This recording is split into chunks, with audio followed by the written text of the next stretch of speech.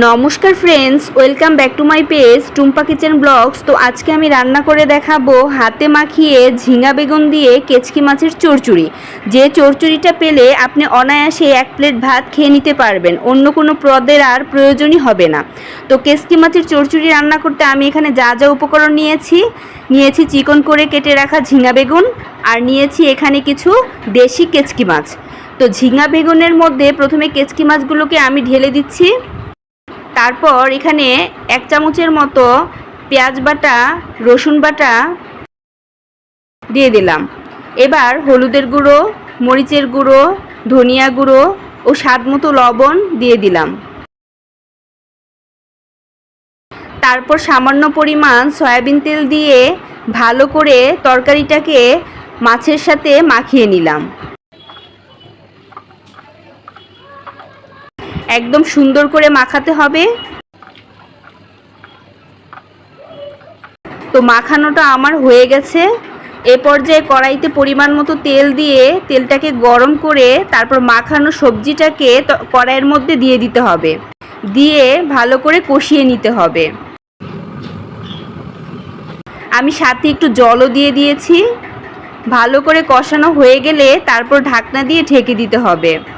তো চচ্চড়িটা আমার এ পর্যায়ে মোটামুটি হয়ে গেছে, একটু নেড়ে নেব।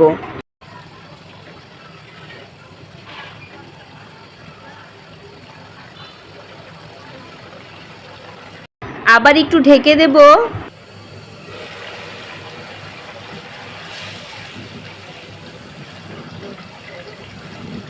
চচ্চড়িটা আমার সিদ্ধ হয়ে গেছে।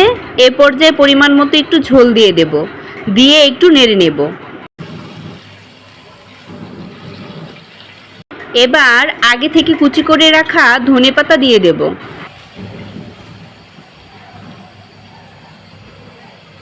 দিয়ে আবারও একটু চচ্চড়িটার সাথে মিশিয়ে নেব।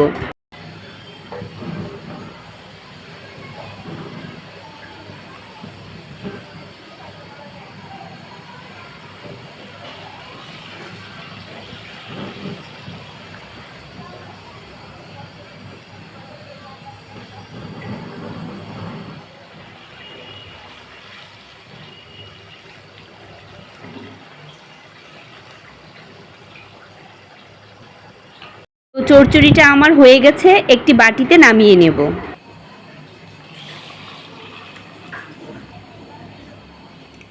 দেখেন কতটা ইয়াম্মি হয়েছে দেখতে আমার কেচকি মাছের চচ্চড়িটা।